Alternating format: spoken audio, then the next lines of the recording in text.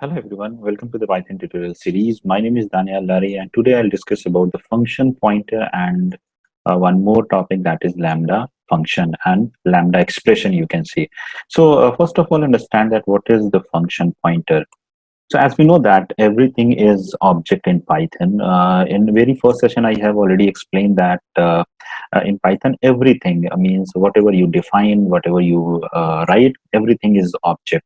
So it means the function is also an object in Python. So if we define any function, for example, my fun here, and if I write something to print here, that is hello, then this function is also an object. So it means we can store this object into any variable. For example, x is equal my fun. Okay, so this x will be now point to this function. So what is the benefit of this kind of this thing? So the benefit of this is you can call this function with the name of x also. Okay, so if I write x and parentheses, then this function will call. Just look at here the output, then you will understand that this is the output of this function. So just look at here that you will find that I'm not calling my fun, I'm calling the x. So why this function gets called? Because this x is now pointing to this function. Okay, so this x is called the function pointer. Suppose you have arguments in your function. So when you call, for example, hello, and here if I print the value of a, then I will pass, for example, a name, that is Daniel Lari. Then whenever you call this function by using x, you need to pass the number of arguments also. So this x is called the function pointer. So why I'm telling you this function pointer? Because when we will go and learn some advanced topic like higher order function and closure and lambda functions, so this will help me this to clarify the things. So understand this. This is called the function pointer. Okay. Next one is called lambda function. So what is called the lambda function? A lambda function is also called as anonymous function. Anonymous means a function which does not have any name. So in that case, you can create the lambda function, that is called the lambda function. And the restriction with the lambda function is it can have only one expression. Okay, it cannot have more than one expression. So for example, if you have any function, for example, my uh, add, and here you are passing two value a and b, and after that this function perform the addition and return the result. Okay, so this function contains only one expression. So to write this function, we can use the lambda expression also.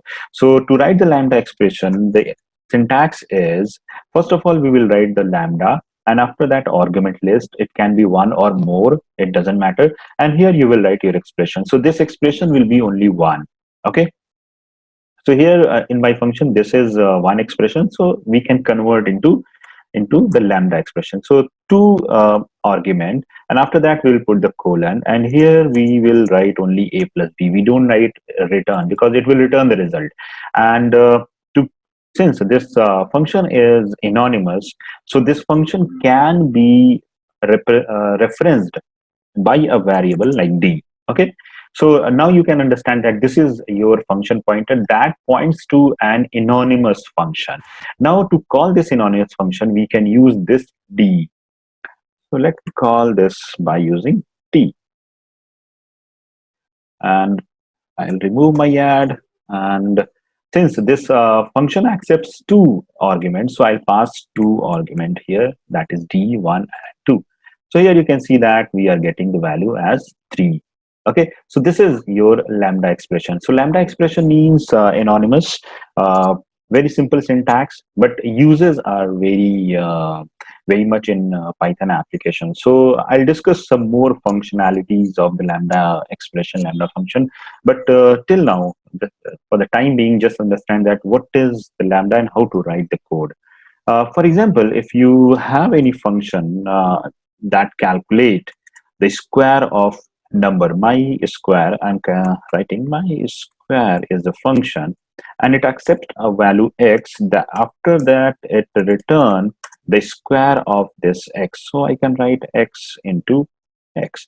So this is the square of this my number. So if I call this my square, just look at here, I'm deleting this lambda.